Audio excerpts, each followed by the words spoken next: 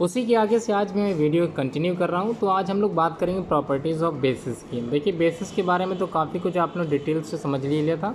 आज हम लोग बात करते हैं इसकी प्रॉपर्टीज़। तो केमिकल प्रॉपर्टीज़ ऑफ बेसिस को भी आज हम लोग देखेंगे। बेसिस बेसिकली होते कैसे हैं। बेसिस हैव बिटर टेस्ट, यहाँ पर आप लोग देख सकते हैं कि इनका स्वाद बिल्कुल अलग होता है एसिड से। Basis have bitter taste, basis feel सोपी टू टच, मतलब जैसे साबुन का जो घोल होता है बिल्कुल उसी तरह सोपी टच में होते हैं। बेस कंडक्ट करते हैं electricity. Strong base produce blisters on skin. तो ध्यान रखिएगा, ये सेहत या स्किन के लिए हार्मफुल हो सकते हैं। Chemical properties of basis. Action of heat on bases, तो किस प्रकार की एक्शन होती है बेस के अकॉर्डिंग, चलिए देखते हैं।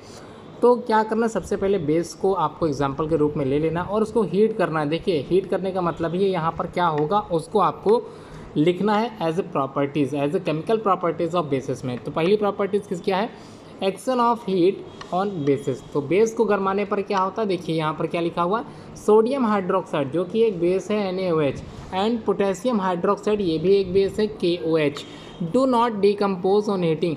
ये दो ऐसे बेस हैं जो डिकम्पोज नहीं होते, टूटते नहीं हैं। How ever they melt when strongly heated, लेकिन इनको जब बहुत ज़्यादा ही गर्मा दिया जाए तब ये क्या होंगे, स्ट्रांगली हीटेड करने के बाद ये पिघल जरूर जाएंगे।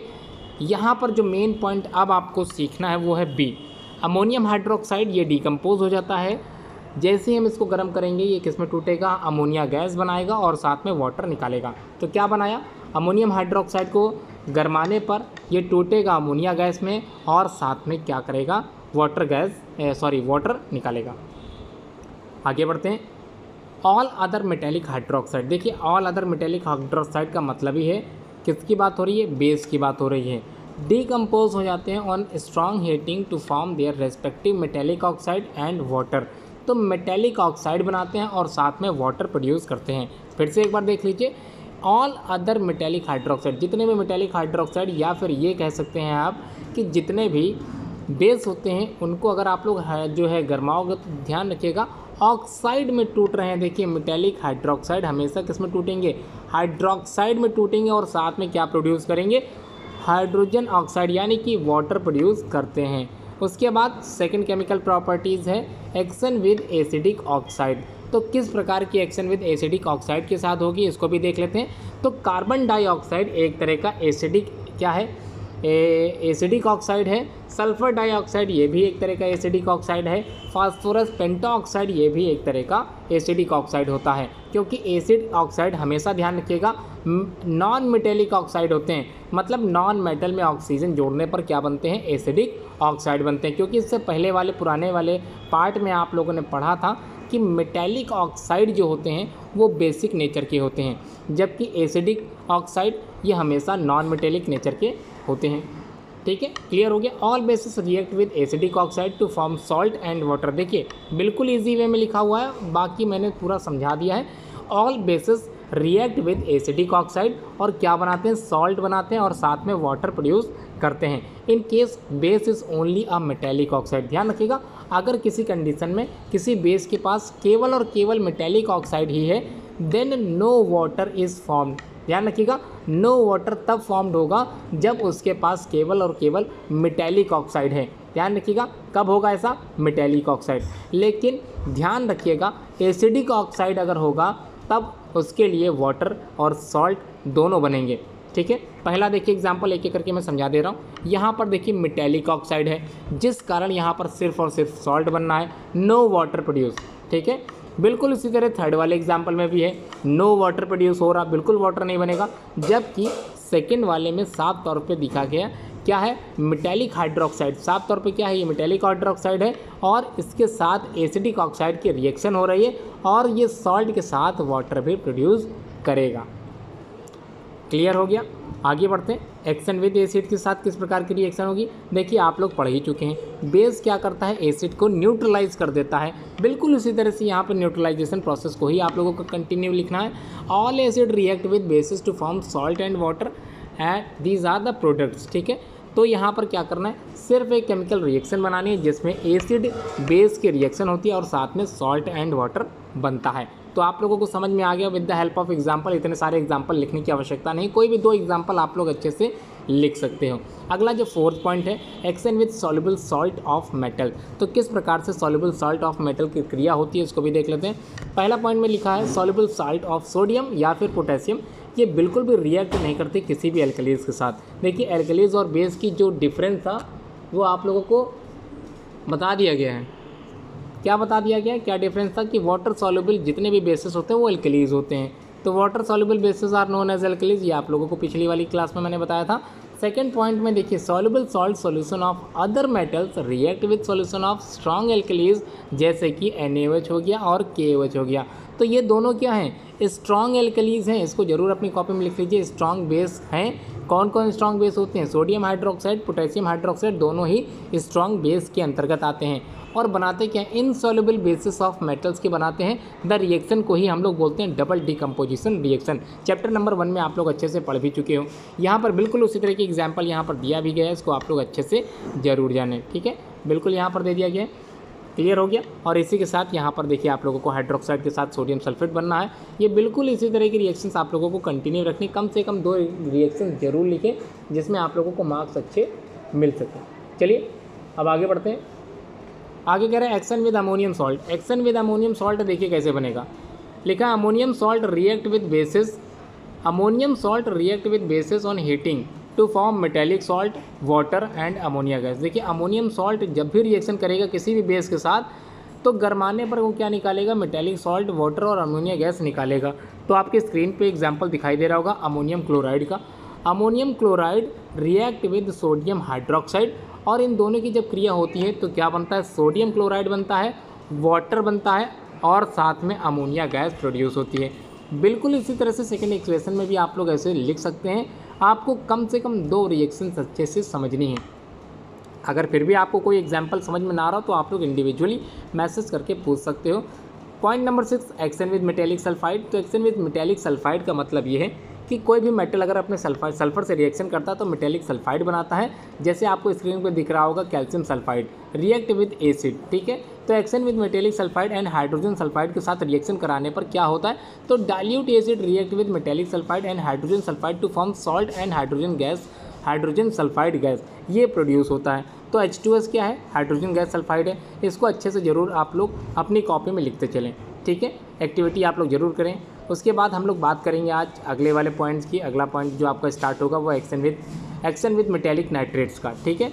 एक्शन विद मेटेलिक नाइट्रेट्स में आप लोगों को कॉन्सेंट्रेटेड सल्फ्यूरिक एसिड, ये आप लोग जानते हैं H2SO4, हाइड्रोक्लोरिक एसिड आप लोग जानते हैं HCl, रिएक्ट कराना है आप लोगों को विद द मेटेलिक नाइट्रेट्स के द्वारा on heating and form their respective salt and nitric acid. तो क्या बनाएंगे, रेस्पेक्टिव सॉल्ट बनाएंगे और साथ में क्या बनाएंगे, नाइट्रिक एसिड बना देंगे, ठीक है। बिल्कुल इसी तरह से आप लोगों को क्या करना है, रिएक्शंस करा देनी है। ये सारी properties of the chemical basis की है। आप लोग को अच्छे समझ में आ गया उम्मीद करता हूँ। पॉइंट नंबर 8 जरूरी नहीं है आपको पॉइंट नंबर 8 और 9 सब कुछ लिखना पड़े, आप लोग 4 to 5 पॉइंट में भी क्लियर कर सकते हो। तो पॉइंट नंबर 8 और पॉइंट नंबर 9 न्यूट्रलाइजेशन रिएक्शन है, इसको आप लोग अच्छे से जान ही चुके हैं, बार बार बताने की आवश्यकता मुझको नहीं लगता कि पड़ेगी। आप लोग डेफिनेशन जरूर याद करके जाएँ न्यूट्रलाइजेशन की। उसके बाद देखिए, उसके बाद आप लोगों को पढ़ा देता हूँ मैं, मोस्ट इंपॉर्टेंट चीज़ मैं बता देता हूँ। Ionic product of the pH value कहाँ गई, पर्टिकुलर से known as ionic product of the water, ये सब कुछ आप लोगों को मैं इंडिविजुअली क्लास में समझा दूंगा। यहाँ पर पीएच स्केल और पीएच एल्कलाइन सोल्यूशन मैं बता देता हूँ। तो आइए जान लेते हैं पीएच के बारे में। काफ़ी कुछ सीखने के लिए आज की इस वीडियो में मिलने वाला है आप लोगों को। देखिए सिंपल वे में लिखा हुआ है एसिडिक सोल्यूशन। ध्यान रखिएगा, एसिडिक सोल्यूशन का मतलब जिसमें हाइड्रोनियम आयन निकलता है, ठीक है, यानी कि जो प्रोटॉन होते हैं वो ट्रांसफ़र किए जाते हैं। यहाँ पर एसिडिक सोल्यूशन की बात हो रही है। Have excess of hydrogen ion, बिल्कुल वैसी जैसे आपने पढ़ा था। तो एक्सेस ऑफ हाइड्रोजन आयन की अधिकता होती है, but they also contain hydroxyl ion. देखिए, but they also contain hydroxide ion which come from the ionization of water. देखिए ये कहाँ से हाइड्रोक्साइड आयन आया, देखिए अभी बात हो रही थी प्रोटॉन एक्सचेंज थ्योरी की। तो प्रोटॉन एक्सचेंज थ्योरी में क्या हो रहा था, हाइड्रोजन निकल रहा था, क्या हो रहा था, हाइड्रोजन का निकलना होता है, उसमें क्या हो। अब आयनाइजेशन की अगर बात करें उसमें वाटर मॉलिक्यूल बनता है तब जब H के साथ दूसरा H मिलता है, कहाँ से मिलेगा, ये एक्वा सोल्यूशन ऑफ हाइड्रोजन, ठीक है, यहाँ पे क्लियर आप लोग समझ गए होंगे। Similarly basic solution have excess of hydroxide ion but they have also contain hydrogen ion. देखिए हाइड्रोजन आयन तो सभी के पास होगा, चाहे वो एसिड हो चाहे वो बेस हो, बस यहाँ पर आपको समझना क्या है, उतने अमाउंट या उतने कंसंट्रेशन में नहीं होता है जितना होना चाहिए। देखिए इसी से आप लोग स्ट्रॉन्ग एसिड और स्ट्रॉन्ग बेस की हाइड्रोजन आयन कंसंट्रेशन को समझते हैं, ठीक है। मान लीजिए ये एक पीएच स्केल है जिसका बीच में मिडिल पॉइंट 7 है और स्टार्टिंग पॉइंट 0 है और एंडिंग पॉइंट 14 है, ठीक है। अब देखिए हाइड्रोजन आयन कंसंट्रेशन समझिएगा, पूरी बात को डीपली समझिएगा, कई बच्चे कंफ्यूज रहते हैं इसी पॉइंट पर। तो हाइड्रोजन आयन कंसंट्रेशन किधर की तरफ बढ़ेगी, सोचिए, बढ़ने की अगर बात हो रही है इसका मतलब हाइड्रोजन आयन कंसंट्रेशन बढ़ने की बात हो रही है, तो इसका मतलब वो क्या है, सोल्यूशन एसिडिक है, बिल्कुल सही। अगर मान लीजिए हाइड्रोजन कंसंट्रेशन घटती जा रही है, इसका मतलब बिल्कुल घट गई है, तो वो एक बेसिक सोल्यूशन होगा। ये तो क्लियर हो गई बात। आप बढ़ती कैसे, देखिए 14 से जैसे जैसे हम लोग 0 की तरफ बढ़ेंगे तो हाइड्रोजन आयन कंसंट्रेशन जो होगी वो इनक्रीज़ होगी, क्या होगी, इनक्रीज़ होगी। मतलब बेस से अगर हम लोग एसिडिक की तरफ चलें तो हाइड्रोजन आयन कंसंट्रेशन धीरे धीरे बढ़ती रहती है। क्लियर हो गया। अब इसी तरह से अगर हम लोग बात करें, किस चीज़ की बात करें, अगर हाइड्रोजन आयन कंसंट्रेशन घटने की अगर हम लोग बात करें तो कैसे घटेगी, ये एसिड टू बेस की तरफ धीरे धीरे जाते जाते क्या होगी, घटती जाती है, मतलब यहाँ पर डिक्रीजिंग लगेगा, ठीक है। क्लियर समझ में आ गया। बिल्कुल वही चीज़ यहाँ पर बात बताई जा रही है कि क्या है, इसको देखते हैं। In other word, we can say that acid base both have hydrogen ion and hydroxyl ion in their solution. देखिए सोल्यूशन में हाइड्रोक्सिल आयन भी होता है और हाइड्रोजन आयन भी होता है, बस एक्वस सोल्यूशन में घोलने की देर होती है। जैसा जो शो करेगा, अपना बिहेवियर जैसा करेगा, उसको हम लोग एसिडिक और बेसिक बताते हैं। But acidic solution have more hydrogen ions.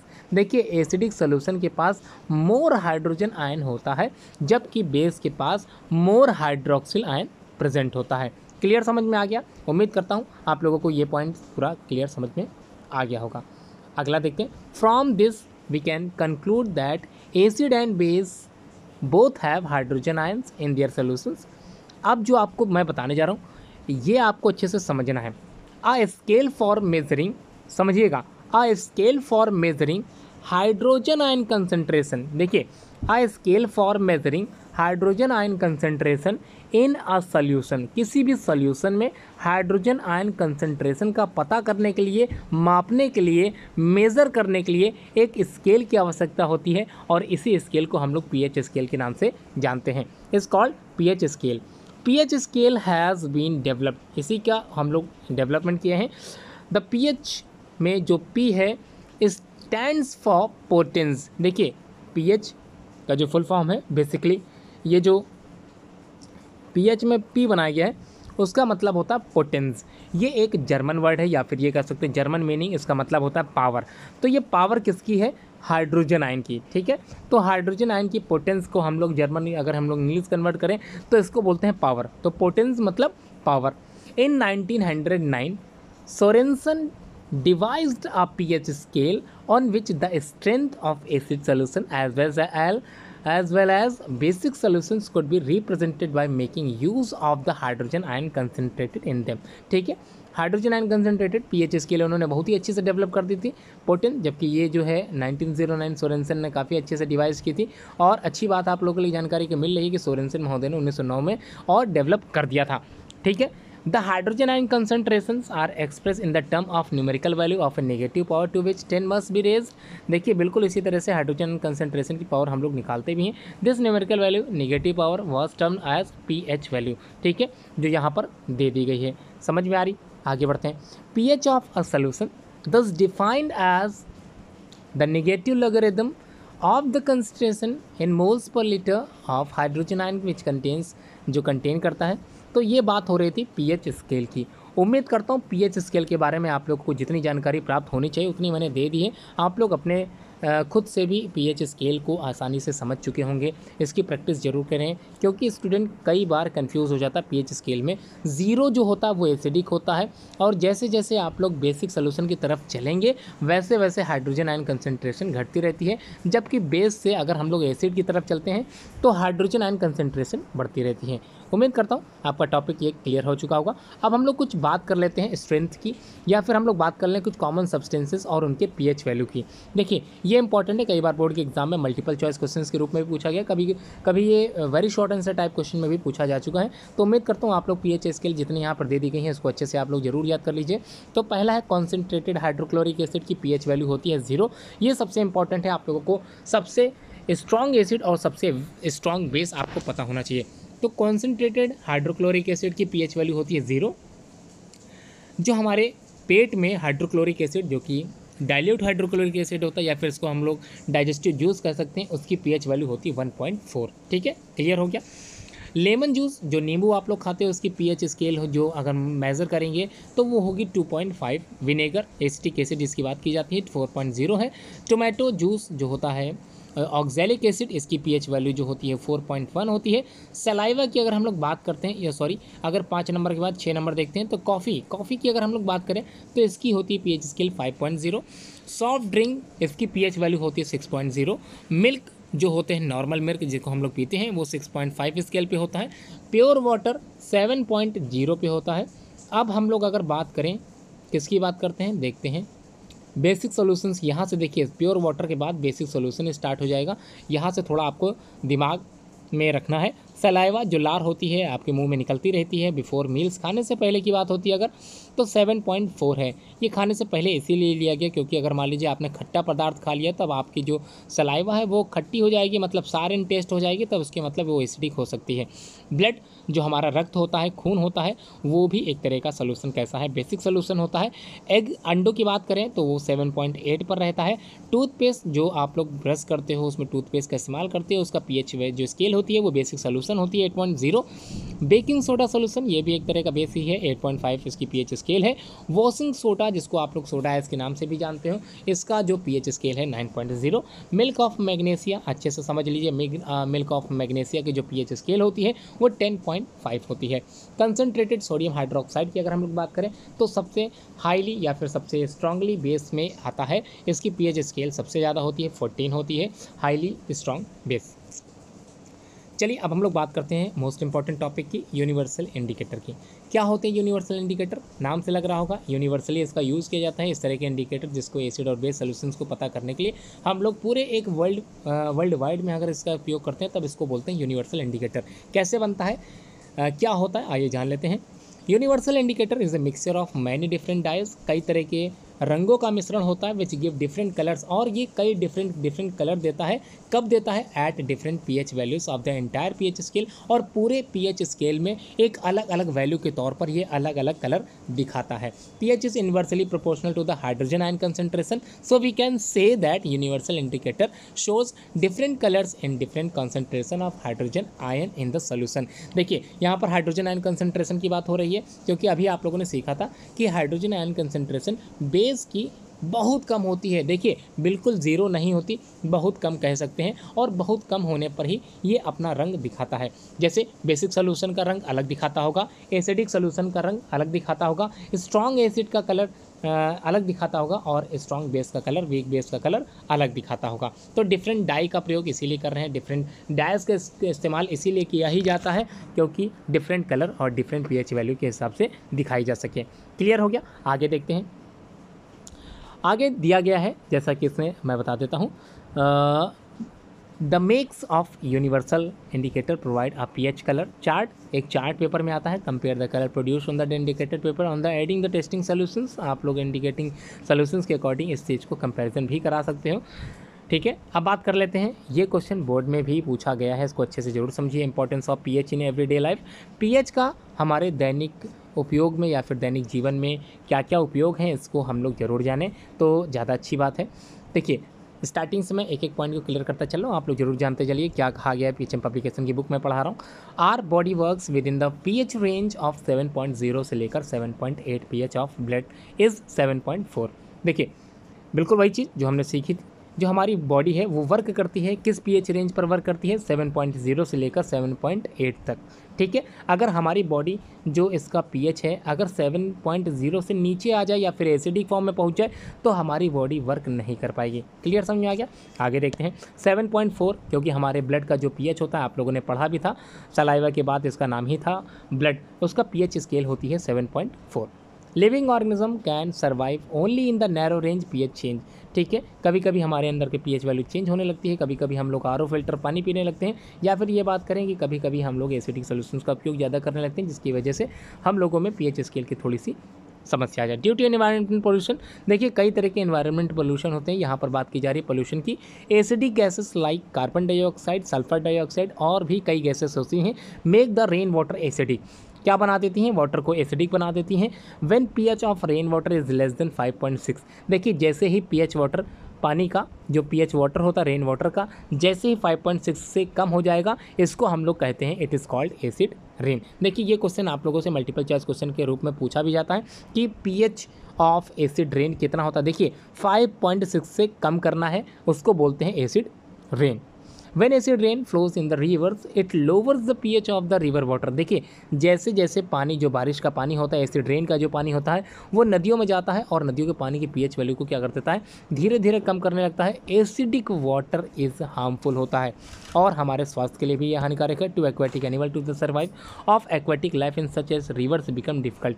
तो पानी में रहने वाले जीवधारियों के लिए भी सबसे ज़्यादा खतरनाक ये है एसिड रेन होता है, और कई तरह के जीवधारी जो पानी के अंदर रहते हैं एसिड रेन की वजह से पीएच, नॉर्मल पीएच अपने आप में नहीं बना पाते हैं, या फिर ये कह लें बॉडी जो पीएच वैल्यू होती है वो नहीं बना पाते हैं, क्योंकि उनको वाटर सर्वाइव करता है। और पानी का अगर पीएच वैल्यू कम होने लगे या ज़्यादा होने लगे तो वहाँ के लिविंग ऑर्गेनिज्म पर इसका इफेक्ट पड़ता है। क्लियर हो गया? PH in are digestive system, तो क्या होता है पीएच का इंपॉर्टेंस हमारे डाइजेस्टिव सिस्टम पर, तो आप लोगों ने फर्स्ट चैप्टर में पढ़ ही लिया था बायोलॉजी के लाइव प्रोसेसेस में, आप लोगों ने डाइजेस्टिव सिस्टम पूरा पढ़ा था। इन आर माउथ, देखिए हमारे मुंह में सलाइवा सिक्रीट होता है जिसका पीएच वैल्यू आप लोग पढ़ चुके हैं, विच इज़ स्लाइटली एल्कलाइन होता है, मतलब बेसिक सोल्यूशन होता है, विद पीएच 7.4। देखिए 7.4 पीएच होता है।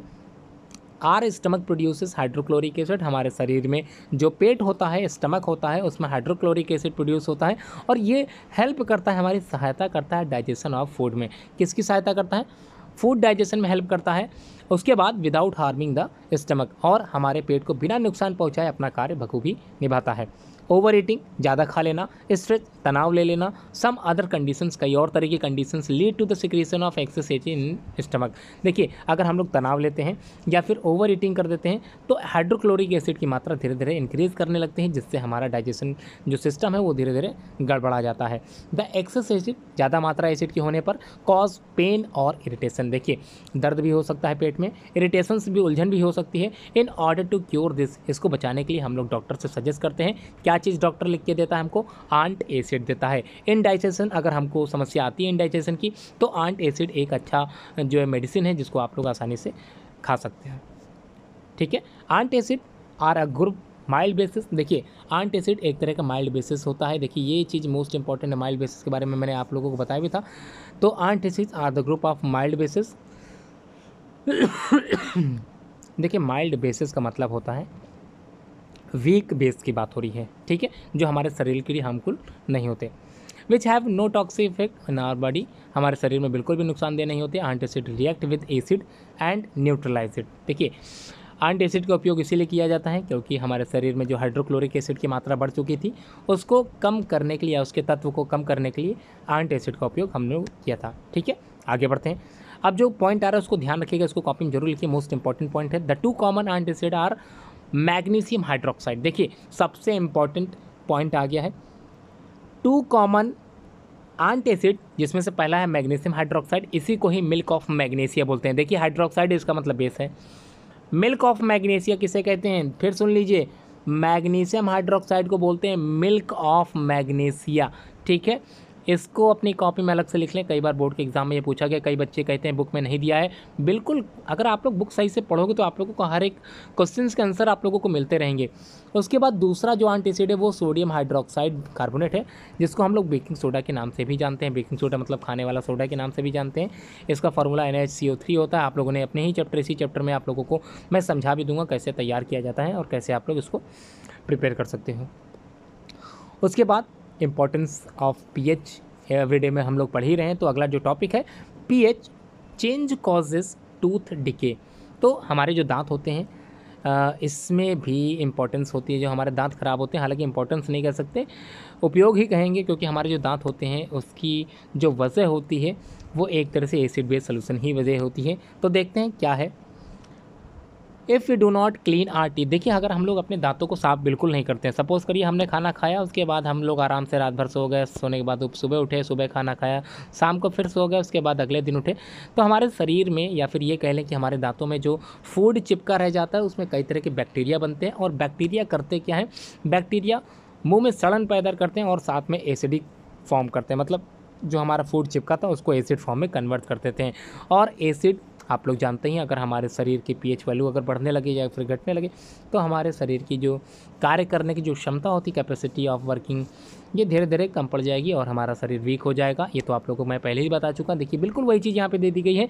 If you do not clean, फिर से मैं बता देता हूँ, अच्छे से आप लोग सीखते चलिए। If we do not clean our teeth properly, अगर हम लोग अपने दांतों की देखभाल ना करें या फिर उसको साफ़ ना करें, देन द सुगरी फूड, देखिए जो भोजन जिसमें शुगर्स पाया जाए या फिर कार्बोहाइड्रेट वाला भोजन जो हम लोगों ने किया था वो अटैक कर जाता है बैक्टीरिया के द्वारा, और बैक्टीरिया जो हमारे मुंह में प्रेजेंट रहते हैं वो कन्वर्ट कर देते हैं शुगर्स को इनटू एसिड्स में। क्लियर हो गया? किस में कन्वर्ट करते हैं? एसिड में कन्वर्ट कर देते हैं। प्रेजेंस ऑफ एसिड, ये एसिड जो प्रेजेंट होता है ये डिक्रीज़ कर देता है पीएच वैल्यू को, कितना कर देता है 5.5 of the mouth cavity and tooth decay start, और इसी से हमारे दांत खराब होने लगते हैं। ठीक है, आगे बढ़ते हैं। एसिड अटैक करता है the enamel of the teeth and crore it. Enamel आप लोग जानते हैं दांत का जो हार्डेस्ट पार्ट होता है या फिर सबसे बाहरी पार्ट होता है, उसको धीरे धीरे वो ख़राब करने लगते हैं। The best way to prevent this to clean in the mouth after eating food, सबसे बढ़िया तरीका होता है हमारे दांतों को साफ़ करने का या फिर इनसे बैक्टीरियाओं से बचाने का सबसे आसान उपाय है toothpaste are generally basic in nature के होते हैं। अगर हम लोग अपने दांतों को साफ़ करते हैं with the help of toothpaste जो कि बेसिक नेचर का होता है, तो जाहिर सी बात है जो एसिड बनना था हमारे मुँह के अंदर दांतों में बन रहा था, कन्वर्ट हो रहा था बैक्टीरिया के द्वारा, वो होना बंद हो जाएगा। ठीक है, उम्मीद करता हूँ आप लोगों को सारे पॉइंट क्लियर समझ में आ रहे होंगे। चलिए अगला पॉइंट देखते हैं क्या दिया गया है, इसको भी देख लेते हैं। Soil pH and plant growth, soil pH and plant growth, इसको देख लेते हैं अच्छे से। देखिए सिंपल वे में बताया गया, soil with pH 7 is the best for the plant growth. अगर न्यूट्रल सॉइल है, ना तो सॉइल एसिडिक है ना तो सॉइल बेसिक है, अगर न्यूट्रल है, पीएच वैल्यू जिसकी 7 होती है, ये प्लांट ग्रोथ के लिए बहुत ही अच्छी होती है, अच्छी किस्म की सॉइल कही जा सकती है। If the soil is too acidic या फिर is too basic, plant growth will be retarded, मतलब उसको जो है असुविधा हो सकती है, प्लांट की ग्रोथ में जो है दिक्कतें आ सकती हैं।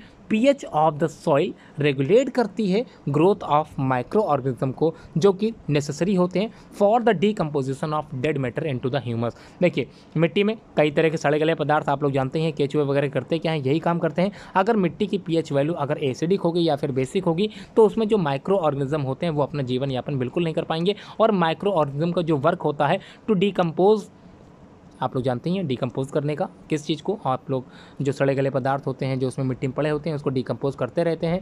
अगर एसिडिक होगी तो बिल्कुल ऐसा नहीं हो पाएगा और ह्यूमस बन नहीं पाएगा, जो कि प्लांट के लिए सबसे ज़्यादा इंपॉर्टेंट था फॉर एब्जॉर्प्शन ऑफ न्यूट्रिएंट्स, और न्यूट्रिएंट्स पौधों को सॉइल से ही मिलती है। The soil pH is also affected by the use of chemical fertiliser. अगर हम लोग सॉइल में, देखिए अगर हम लोग सॉइल मिट्टी में अगर हम लोग ज़्यादा फर्टिलाइजर्स का यूज़ करते हैं, ज़्यादा अमोनिया फास्फेट या फिर ये कह लें एनपीके का यूज़ ज़्यादा करते हैं, यूरिया ज़्यादा यूज़ करते हैं, तो सॉइल की पीएच वैल्यू डिफेक्ट कर सकती है या फिर डिफरेंट हो सकती है, जिससे प्लांट की ग्रोथ में समस्या आ सकती है। If the soil is too acidic then is retarded with the quicklime. देखिए अगर ये मोस्ट इंपॉर्टेंट पॉइंट है, इसको जल्दी अपनी कॉपी में जरूर लिखिए। क्या क्वेश्चन है? सॉइल अगर एसिडिक है, देखिए क्या है, सॉइल अगर एसिडिक है तो उसमें क्या मिलाना है, क्विक लाइम मिलाना है। क्या मिलाना है? Quick lime. इसको लिख लीजिए अपनी कॉपी में। क्या होता है? Calcium oxide. और या फिर उसमें आप लोग क्या मिला सकते हैं? स्लैग्ड लाइम मिला सकते हैं। जब एसिडिक होता है कैल्शियम हाइड्रोक्साइड, दोनों ही बेसिक सोल्यूशन होते हैं। या फिर ये कह लें आप लोग इस तरह से भी कह सकते हैं कि अगर बेसिक है तो उसमें एसिड मिलाते हैं, और एसिड सॉइल है तो उसमें बेस मिलाते हैं। ठीक है, बिल्कुल वही चीज़ है। कैल्शियम कार्बोनेट का भी घोल आप लोग मिला सकते हैं, चॉक पाउडर जिसको बोलते हैं यहाँ पर। सॉइल इज टू एल्कलाइन, अगर एल्कलाइन है तो आप लोग जानते ही हैं, reduce by the adding manures, कई तरह के मैन्योर्स का इस्तेमाल कर सकते हैं, कई तरह के कंपोस्ट का इस्तेमाल कर सकते हैं, विच कंटेन एसिडिक मिनरल्स, या फिर ये कह लें विच कंटेन एसिडिक मटीरियल्स, वो कंटेन करते हैं। कई तरह के मैन्योर्स में एसिडिक फॉर्म होते हैं जिससे हम अपनी सॉइल को न्यूट्रल कर सकते हैं। देखिए मेन चीज़ है न्यूट्रल करना। न्यूट्रल कब करेंगे? जब हमको उसकी पीएच स्केल पता हो। तो पीएच पता करने के लिए एसिडिक या बेसिक मीडियम पता करने के लिए आप लोगों को पीएच स्केल का यूज़ करना पड़ता है। आप लोगों ने देखा होगा जो किसान हेल्पलाइन, जो कस्टमर केयर के सेंटर्स बनाए गए हैं, उसमें किसान अपनी समस्या बताता है, अपने मिट्टी की समस्या बताता है, या फिर जो कॉल सेंटर वाले होते हैं वो किसानों को सजेस्ट करते हैं कि अपनी मिट्टी की ज़रूर जाँच कराएँ। अगर आपके मिट्टी में प्रॉपर तरह से प्लांट नहीं उग पा रहे हैं, पौधे अच्छी तरह से नहीं पनप पा रहे हैं, तो आप मिट्टी की ज़रूर जाँच कराएँ, जिससे आपको पता चले आपकी सॉइल या फिर आपके खेतों की जो मिट्टी है वो एसिडिक है या फिर बेसिक है। उम्मीद करता हूँ आप लोगों को ये पॉइंट भी क्लियर से समझ में आ गया होगा। अब हम लोग बात करते हैं self defence by the animals and the plant through the chemical warfare. तो देखिए कई तरह के इंसेक्ट होते हैं, कई तरह के एनिमल्स होते हैं जो अटैक करते हैं प्लांट्स पे भी, या फिर ये कह लें कई तरह के अटैक तो हम ही लोगों ऊपर करते हैं। जैसे आप लोगों ने देखा था मधुमक्खी हमारे ऊपर अटैक कर सकती है कभी भी अपनी जीवन की रक्षा करने के लिए। तो सेल्फ डिफेंस में कई एनिमल्स के पास अपने कुछ हथियार रहते हैं, उसी तरह के हथियार की बात हो रही है यहाँ पर। देखिए सिंपल वे में पूछा गया क्वेश्चन, ये बोर्ड के एग्जाम में पूछा था, मैं बताता चलता हूँ, उसको कॉपी में जरूर लिखा करिए। Bee sting leave and acid. जो मधुमक्खियाँ होती हैं जब हमको डंक मारती हैं, तो डंक मारने के बाद हमको कई तरह की दर्द होती है, और कई तरह की उलझन भी होने लगती है, कभी कभी पसीना वगैरह भी आने लगता है। Use of baking soda and sting area.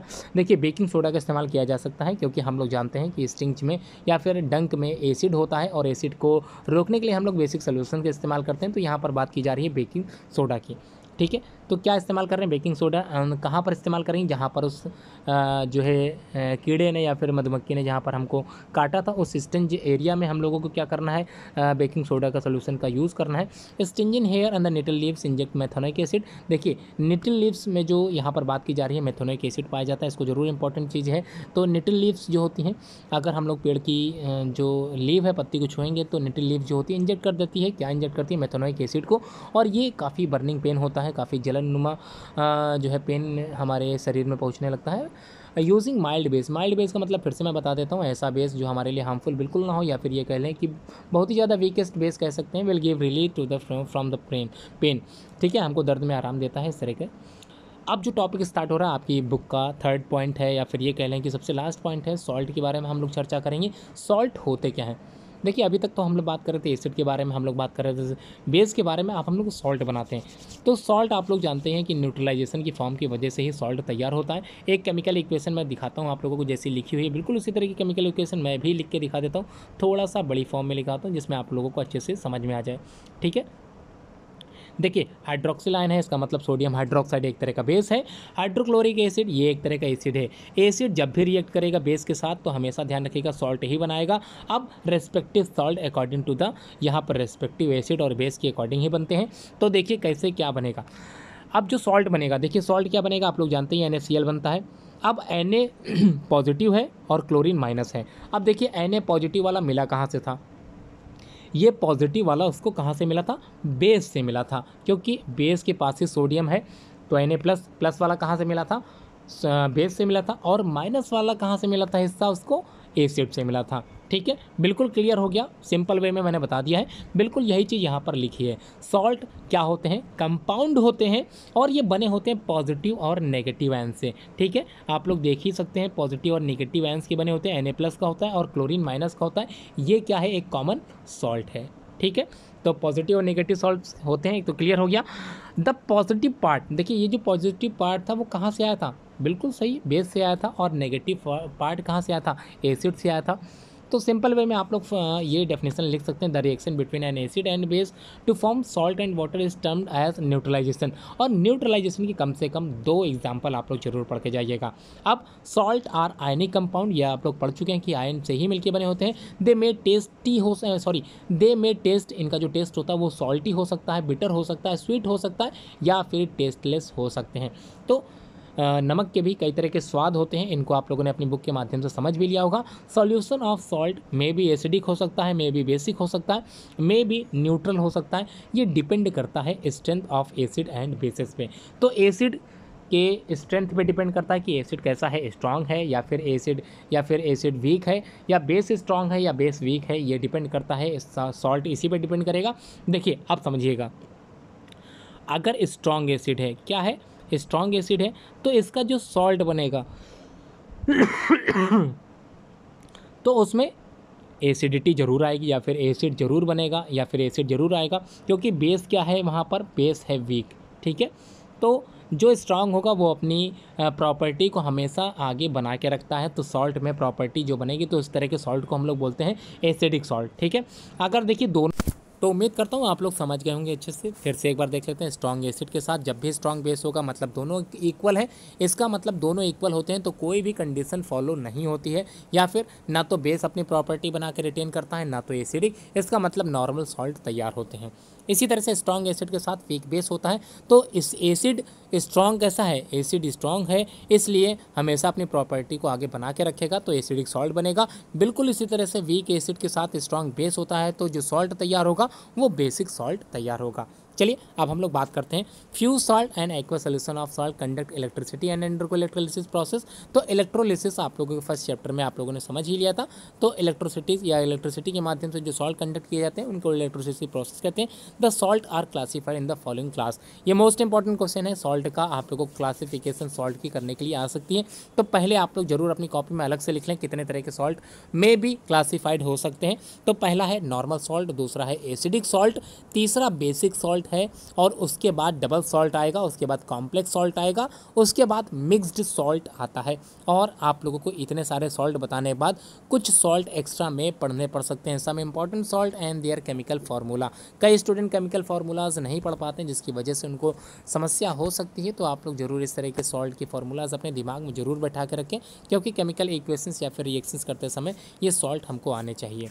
ठीक है, क्लियर हो गया। इसके बाद जो टॉपिक होने वाला है वो chemical from the common salts है। तो कई तरह के कॉमन सॉल्ट का एग्जांपल के रूप में मैं आप लोगों को पढ़ाऊंगा, जिसमें से सोडियम हाइड्रोक्साइड है, उसी के बाद ब्लीचिंग पाउडर है, उसी के बाद बेकिंग सोडा है, और बेकिंग सोडा के बाद हम लोग वॉशिंग सोडा पढ़ेंगे, वॉशिंग सोडा के बाद हम लोग पढ़ेंगे प्लास्टर ऑफ पेरिस, और ये प्लास्टर ऑफ पेरिस इस चैप्टर का लास्ट टॉपिक होगा। उसके बाद मैं अगली वीडियो में एनसीईआरटी टेक्स्ट बुक के क्वेश्चंस के जो सॉल्यूशंस होते हैं उसको मैं अच्छे से समझाऊंगा। उम्मीद करता हूं आप लोग वीडियो एंड तक जरूर देखते चलोगे। अभी मैंने वीडियो ख़त्म नहीं की, उम्मीद है बने रहोगे आप लोग। तो अभी तो मैं कंटिन्यू कर रहा हूं सॉल्ट के बारे में, तो क्लासिफिकेशन ऑफ सॉल्ट को भी मुझे समझाना है आज की ही वीडियो में। उम्मीद करता हूँ कि आप लोग वीडियो एंड तक जरूर देखोगे। कई स्टूडेंट क्या करते हैं, स्किप कर देते हैं, वीडियो बिल्कुल नहीं देखते हैं। अगर आप लोग भी ऐसा करोगे तो आप लोगों को समझ में कुछ भी आने वाला नहीं है। तो अच्छे से जानने के लिए आप लोगों को एंड तक बने रहना पड़ेगा। तो चलिए आगे बढ़ते हैं, क्लासिफिकेशन ऑफ सॉल्ट पे थे, इसके आगे हम लोग कंटिन्यू करते हैं।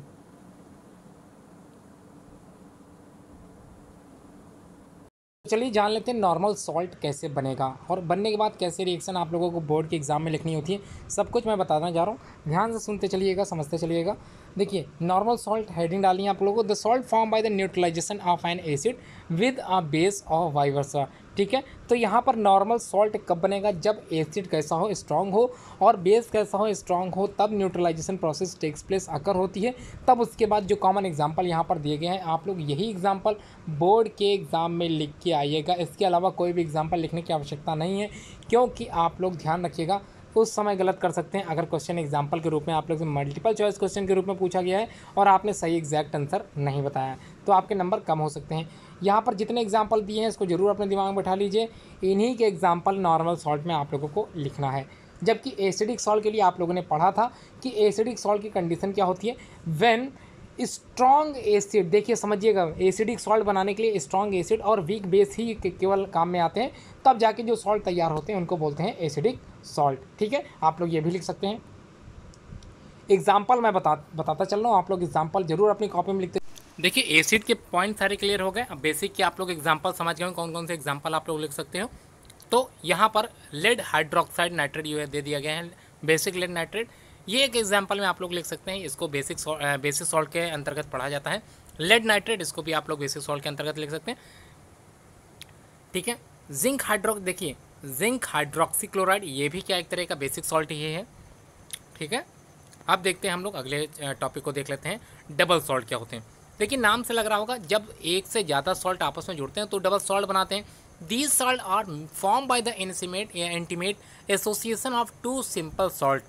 दो तरह के सिंपल सॉल्ट मिलकर क्या बनाते हैं, डबल सॉल्ट बनाते हैं। When crystallise form a solution of mixture of two, example के तौर पर पोटेशियम एलम की बात करें तो ये क्या है, एग्जाम्पल है डबल सॉल्ट का। ये मोस्ट इंपॉर्टेंट है, ध्यान रखिएगा। इसकी केमिकल फार्मूला आप लोगों से बोर्ड के एग्जाम में कई बार पूछा गया है। बेसिकली ये ब्लीडिंग को रोकने में भी मददगार है, इसलिए कभी कभी क्वेश्चन ब्लीडिंग से भी रिलेटेड आता है। पोटेशियम एलम का फार्मूला होता है K2SO4 इंटू L2SO4 का होल थ्राइस इंटू 24H2O। इसको जरूर पढ़ के जाएँ। मोलर सॉल्ट कभी कभी ये पूछा गया है, इसको भी जरूर अच्छे से समझ के जाएँ। तो क्या है, FeSO4 इंटू NH4 का होल ट्वाइस है, SO4 इंटू के साथ लिखिएगा, और इंटू 6H2O ये फार्मूला होता है मोलर सॉल्ट का, इसको जरूर पढ़ के जाएं। डोलोमाइट, ये भी कई बार बोर्ड के एग्जाम में आया है, CaCO3 इंटू MgCO3, ये आप लोग जरूर पढ़ के जाएं। देखिए अपनी कॉपी में जरूर लिख लीजिए। इसके वैसे तो बेसिकली कैरेक्टरिस्टिक फीचर नहीं पूछे जाते, लेकिन अगर आ सकते हैं तो आप लोग तीनों पॉइंट जरूर लिख के आएँ। कॉम्प्लेक्स सॉल्ट के एग्जाम्पल जरूर याद करके जाए। सिर्फ एग्जाम्पल ही मस्ट होते हैं, ये आप लोगों को मल्टीपल चॉइस क्वेश्चन के रूप में भी बोर्ड के एग्जाम में कई बार पूछा गया। Mixed salt that contain more than 1 acid radicals, और बेसिक रेडिकल्स 2 से ज़्यादा होते हैं तब मिक्स्ड सॉल्ट बनाते हैं। यहाँ पर आप लोग एग्जाम्पल सामने स्क्रीन पे दिख रहा होगा, इसको जरूर आप लोग अपनी कॉपी में लिखते चले। इसी का बेसिक नोट्स आप लोगों को जल्द ही प्रोवाइड कराया जाएगा। उम्मीद करता हूँ आप लोग नोट्स वाली वीडियो भी प्रॉपर वे में पूरी देखोगे। अब कॉमन सॉल्ट, उसके एग्जाम्पल केमिकल फार्मूला दिए गए हैं, इसको आप लोग जरूर अच्छे से समझें, जरूर अपने दिमाग में बैठाएं। इसके केमिकल फार्मूला को अच्छे से याद कर लें, जिसमें आप लोगों को केमिकल रिएक्शन करने में कोई भी समस्या ना हो। तो कौन कौन से हैं केमिकल सॉल्ट देख लेते हैं। सबसे पहला है सोडियम क्लोराइड, NaCl फार्मूला होता है। दूसरा सोडियम एसीटेट है, सोडियम कार्बोनेट है, सोडियम नाइट्रेट है, सोडियम सल्फेट है, सोडियम फॉर्मेट है, सोडियम बाइकार्बोनेट है और पोटेशियम क्लोराइड है। तो इन सबके एग्जाम्पल आपके स्क्रीन पे दिख रहे होंगे, सब एग्जाम्पल सामने हैं, आप लोग अपनी कॉपी में जरूर लिखें और इसको अच्छे से याद भी जरूर कर लें। उसके बाद नेक्स्ट पेज पे आपने देखा है पोटेशियम नाइट्रेट है, पोटेशियम सल्फेट है, पोटेशियम एसीटेट है, कैल्शियम कार्बोनेट है, कैल्शियम सल्फेट है, जिंक कार्बोनेट है, जिंक सल्फेट है, magnesium chloride, magnesium sulphide, aluminium chloride, aluminium sulphide, copper sulphate, ferric chloride और फेरस सल्फेट। देखिए क्वेश्चन क्या पूछा जा सकता है, क्वेश्चन पूछा जाता है पोटेशियम के सॉल्ट लिखिए। तो पोटेशियम के सॉल्ट आपकी स्क्रीन पे दिख गए होंगे, तीनों सॉल्ट आप अच्छे से याद कर लीजिए। किसी एक सॉल्ट के बारे में पूछा जा सकता है। कैल्शियम के सॉल्ट आपकी स्क्रीन पे है, जिंक सॉल्ट स्क्रीन पे है, मैग्नीशियम सॉल्ट स्क्रीन पे है, एल्युमिनियम सॉल्ट स्क्रीन पे है, कॉपर का सॉल्ट और फेरस का आयरन का सॉल्ट भी आपकी स्क्रीन पे दिखाई दे रहा है। तो इनमें से कोई भी सॉल्ट आप लोगों से एग्जाम्पल में पूछा जा सकता है। अब कुछ केमिकल सॉल्ट यहाँ पर दिए गए हैं, जिसके बारे में मैं थोड़ा सा बता देता हूँ आप लोगों को। देखिए यहाँ से समझ लीजिए, the common salt is an important raw material for the sodium hydroxide, baking soda, washing soda, bleaching powder. ये सभी का जो हम लोग बनाते हैं तो कॉमन सॉल्ट की वजह से ही बन पाते हैं। ये सारे एसिड जितने भी हैं, जितने भी कॉमन एग्जांपल ऑफ सॉल्ट के यहाँ पे दिए गए हैं, ये सब पॉसिबल इसी वजह से हो पाते हैं। सोडियम हाइड्रोक्साइड के बारे में बता देता हूँ। When electricity is pass through an aqueous solution, किसी भी एक्वस सोल्यूशन में अगर इलेक्ट्रिसिटी प्रोवाइड कराई जाए तो सोडियम क्लोराइड में टूट जाता है। इट डिकम्पोजेज फॉर्म, किस में टूटेगा, सोडियम हाइड्रोक्साइड में टूटेगा। दिस प्रोसेस को ही हम लोग कहते हैं क्लोर एल्कली प्रोसेस। ठीक है, इसको अच्छे से याद करिए, कभी कभी ये क्वेश्चन 2 नंबर का पूछा गया। क्लोर एल्कली प्रोसेस होती क्या है। In this process the product form chlor for chlorine and alkali for the sodium hydroxide. तो क्लोर का मतलब हो गया क्लोरीन और एल्कली का मतलब सोडियम हाइड्रोक्साइड में टूटता है। तो सोडियम क्लोराइड को एक्वा सोल्यूशन के साथ क्या करते हैं, इलेक्ट्रिसिटी प्रोवाइड कराने के बाद जो सोल्यूशन हमको मिलता है वो कुछ इस प्रकार के आपके स्क्रीन पे दिखाई दे रहा है। बिल्कुल इसी तरह से आपके बोर्ड के एग्जाम में आप लोगों को लिखना होता है। ठीक है, during this process chlorine is given of, और क्लोरीन निकल जाती है, and the anode of the hydrogen gas cathode की तरफ मुड़ जाता है। Sodium hydroxide is also form near the cathode के पास मिलता है। Sodium hydroxide is a white crystalline solid होता है। इट हैज़ सोपी टच, बिल्कुल एकदम सोपी टच होता है, क्योंकि आप लोगों ने बेसिक के जो कैरेक्टरिस्टिक थे वो आप लोगों ने पढ़ रखे हैं। तो सोपी टच होता है। It is highly soluble in water, water में सॉल्युबल होता है, जिस वजह से हम लोग इसको एल्कलाइन भी बोलते हैं। बिटर इन टेस्ट होता है। It corrosive nature, sodium hydroxide break down the proteins of skin, तो स्किन की प्रोटीन्स को धीरे धीरे क्या होता है, ये नष्ट कर देता है। To pass the mass in the commonly called as the caustic soda, और इसको कास्टिक सोडा भी बोलते हैं। और साबुन बनाने में इसका उपयोग किया जाता है, इसके बारे में भी आप लोगों को पढ़ाया जाएगा। चलिए अगला जो कॉमन एग्जांपल है ब्लीचिंग पाउडर, इसको देख लेते हैं। इसमें से क्या पूछा जाता है, देखिए सबसे इम्पॉर्टेंट आप लोग एग्जाम्पल पढ़ने जा रहे हैं, जिसका मोस्ट इंपॉर्टेंट नाम मैं बता देता हूँ। ब्लीचिंग पाउडर है, इसके आप लोगों को लिखना क्या क्या होता है बोर्ड के एग्जाम में, क्वेश्चन कैसे आता है, सब कुछ मैं बताऊँगा। क्वेश्चन आता है कि right about bleaching powder and it's chemical formula, molecular formula, molecular weight. वैसे तो नहीं पूछा जाता है, इसको मैं बता दूं किस प्रकार से आप लोग निकाल सकते हो। वैसे फिलहाल केमिकल नेम और केमिकल फार्मूला आप लोगों को बिल्कुल मस्ट है, इसको आप लोगों को दिमाग में बैठाना रहेगा। इसकी प्रॉपर्टीज़ ज़रूर पढ़िएगा, यूजेस ज़रूर पढ़ के जाइएगा, प्रिपरेशन मेथड किस प्रकार से ये बनता है ये भी आप लोग ज़रूर पढ़ के जाइएगा। ये क्वेश्चन कई बार बोर्ड के एग्ज़ाम में आया है, इसको ज़रूर पढ़िए। तो ब्लीचिंग पाउडर केमिकल नेम है कैल्शियम क्लोरो हाइपोक्लोराइड, ठीक है, कैल्शियम क्लोरो हाइपोक्लोराइड, ये है इसका केमिकल नेम। देखिए केमिकल नेम ये भी जरूर याद होना चाहिए। मॉलिक्यूलर फार्मूला या फिर केमिकल फार्मूला की बात करें, CaOCl2 ये है ब्लीचिंग पाउडर, ठीक है, CaOCl2। कभी कभी ये इस तरह से भी लिखा होता है CaOCl, ब्रैकेट में आप लोगों को Cl बाहर निकालना है, बिल्कुल इस तरह से भी लिख सकते हैं। वैसे तो CaOCl2 आप लोगों के बोर्ड के एग्जाम में कभी कभी मल्टीपल चॉइस क्वेश्चन के रूप में पूछा गया है। मॉलिक्यूलर वेट इसका आप लोग चाहे याद कर लीजिए, चाहे इसको अच्छे से समझ लीजिए, जैसा मन करे वैसे कर लीजिए। मैं बता देता हूँ मॉलिक्यूलर वेट कैसे निकलता है। देखिए बात करते हैं ये 40 कैसे है, तो इसका मैं बता देता हूँ। मॉलिक्यूलर वेट जो कैल्शियम का होता है, या फिर कैल्शियम का तो एटॉमिक वेट रहता है, तो कैल्शियम का एटॉमिक वेट कितना होता है, देखिए एटॉमिक नंबर 20 होता है और एटॉमिक वेट कितना होता है 40 होता है। तो ये 40 कैसे आ गया, कैल्शियम का एक मॉलिक्यूल है, इस वजह से यहाँ पर 40 है।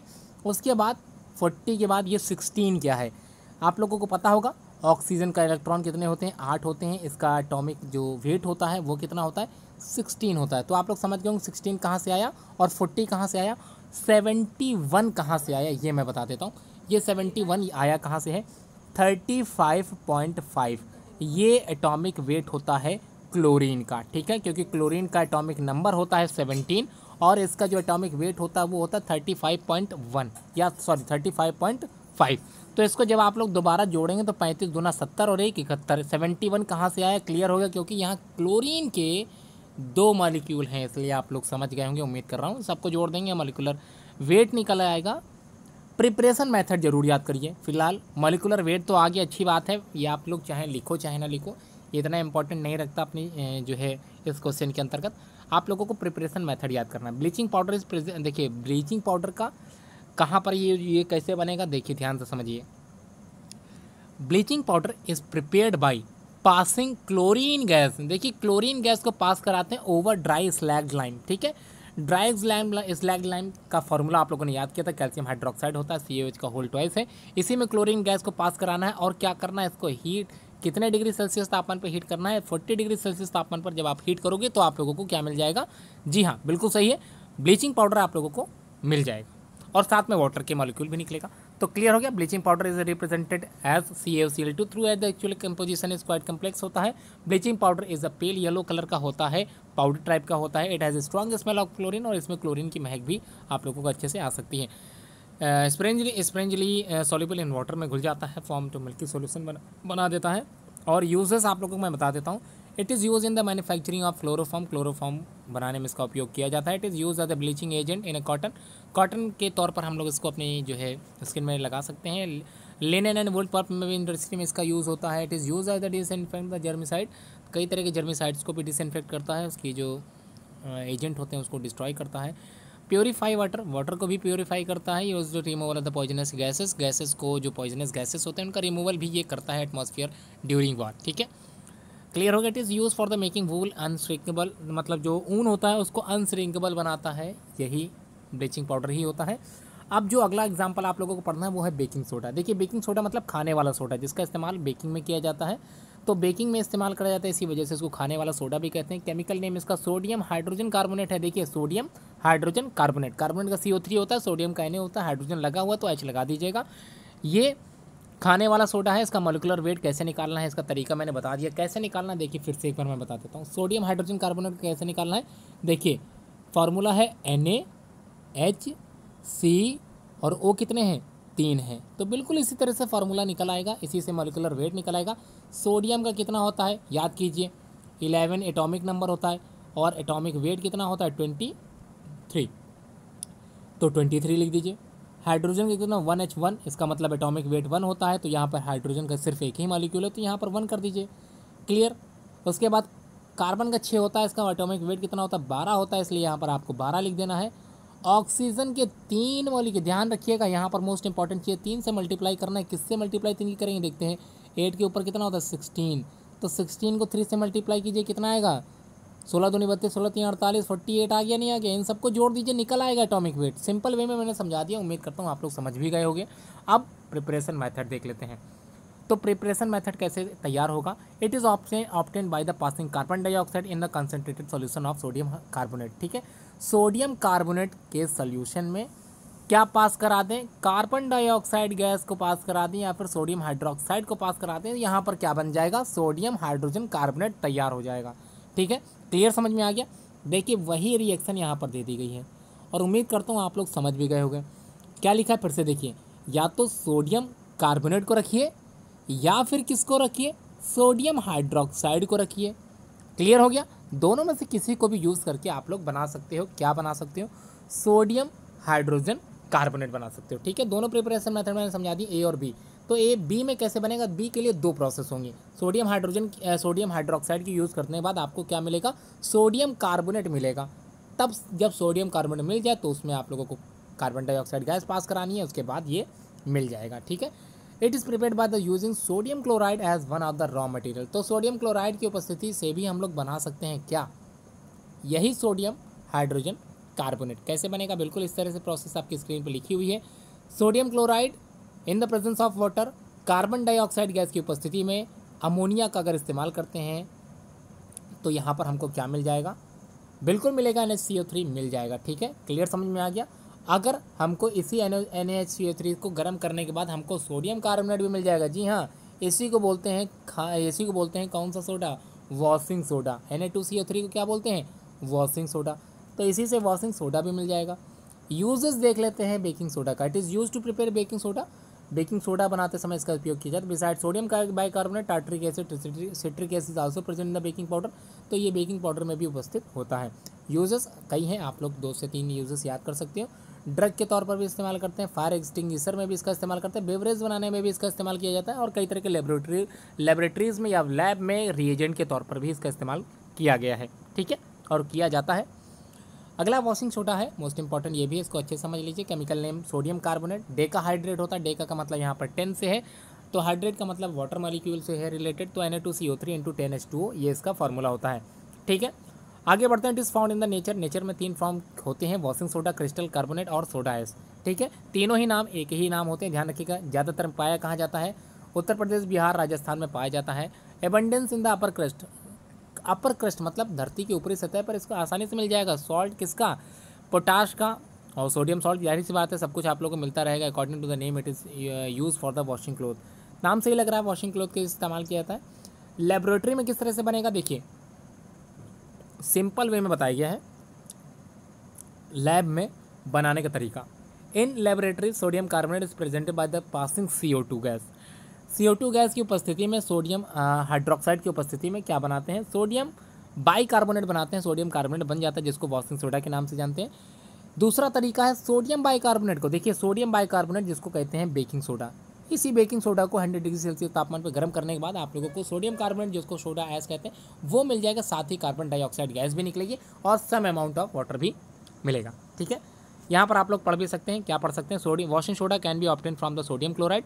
Sodium chloride and electrolysis product produces sodium hydroxide. Sodium hydroxide react with the carbon dioxide to form sodium carbonate. तो सोडियम कार्बोनेट कैसे मिल जाएगा, सोडियम हाइड्रोक्साइड की उपस्थिति में क्या यूज़ करना है, कार्बन डाइऑक्साइड गैस यूज़ करना है, और क्या मिल जाएगा, जाहिर सी बात है सोडियम कार्बोनेट मिल जाएगा। प्रॉपर्टीज़ तो समझ गए, उम्मीद करता हूँ। यूजेस भी आप लोग अच्छे से याद कर लोगे। यूजेस देखिए, लॉन्ड्रीज में इसका यूज़ होता है वॉशिंग सोडा का। ठीक है, it is use to change hard water into soft water. Hard water मतलब बारिश के पानी को ये सॉफ्ट वाटर में कन्वर्ट कर देता है। It is use manufacturing glass बनाने में भी इसका इस्तेमाल करते हैं। बोरेक्स बनाने में इसका इस्तेमाल करते हैं। सोप पाउडर बनाने में भी इस्तेमाल किया जाता है। सोडियम सिलिकेट भी इसके इस्तेमाल में यूज़फुल है। टेक्सटाइल इंडस्ट्री में इसका यूज़ किया जाता है। पेट्रोलियम रिफाइनिंग में इसका इस्तेमाल किया जाता है। कई तरह के रिएजेंट बनाने में भी लेबोरेटरी में इसका इस्तेमाल किया गया है। प्रिपेयरिंग बोरेक्स, बेकिंग पाउडर, सब कुछ इसका इस्तेमाल कर रहे हैं हम लोग आज इस दैनिक जीवन में। ठीक है, समझ में आ गया पूरा। और यहाँ पर लास्ट वाला point, it is use for the removing permanent hardness of the water. Water की जो परमानेंट हार्डनेस होती है, कठोरता होती है, उसको दूर करता है। बिल्कुल सही है। अब जो इंपॉर्टेंट आ रहा है प्लास्टर ऑफ पेरिस, इसको देख लीजिए, सबसे लास्ट टॉपिक है। It is white powder slightly hydrated calcium sulphate. तो देखिए स्लाइटली हाइड्रेटेड कैल्शियम सल्फेट है, ठीक है। अब इसको आप लोग ऐसे भी लिख सकते हैं, हेमी हाइड्रेट भी लिख सकते हैं। हेमी हाइड्रेट भी इसका फॉर्मूला होता है calcium sulphate hemi hydrate. Hemi का मतलब आधा, तो CaSO4 इंटू हाफ H2, ये फार्मूला होता है प्लास्टर ऑफ पेरिस का। नाम से देखिए लग रहा होगा प्लास्टर ऑफ पेरिस मतलब ये प्लास्टर है। जी हाँ, वही प्लास्टर। जब हड्डी टूट जाती है, फ्रैक्चर हो जाता है, तो डॉक्टर आपके उस टूटे हुए हिस्से के ऊपर जोड़ता है प्लास्टर के रूप में, ठीक है। इसको हम लोग POP शॉर्टकट में बोलते हैं। POP, आप लोगों के मकान में भी POP हुआ होगा, बिल्कुल वही POP की तरह ही यहाँ पर ये POP है। तो ये बनता कैसे, मेड बाय द कैल्सिनिंग जिप्सम को। तो जिप्सम को गरमाते हैं एट द टेम्परेचर 373 डिग्री। देखिए यहाँ पर डिग्री वैसे लगा नहीं होना चाहिए, केल्विन बिना डिग्री के होता है, 373 केल्विन होगा, ठीक है। इसी को अगर सेल्सियस में कर लें तो ये हो गया, आप लोग जानते ही हैं 100 डिग्री सेल्सियस हो गया। तो कभी कभी कंफ्यूज करने के लिए दे दिया जाता है, लेकिन आप ध्यान रखिएगा।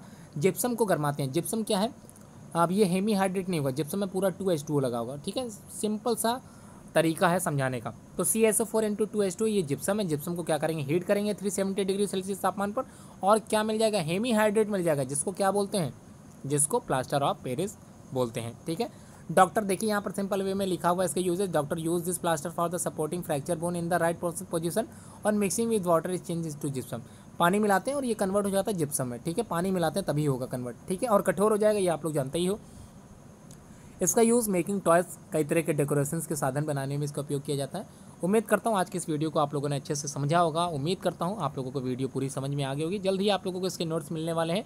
उम्मीद करता हूँ नोट्स वाली वीडियो भी आप लोग अच्छे से समझ लोगे। एक सीक्वेंस वे में मैंने नोट्स समझाए हैं, और आप लोगों से उम्मीद ये भी की जाती है कि आप लोग शेयर जरूर कीजिएगा। अगर आपको वीडियो अच्छी लगे तो लाइक ज़रूर कीजिए। Thanks for watching this video.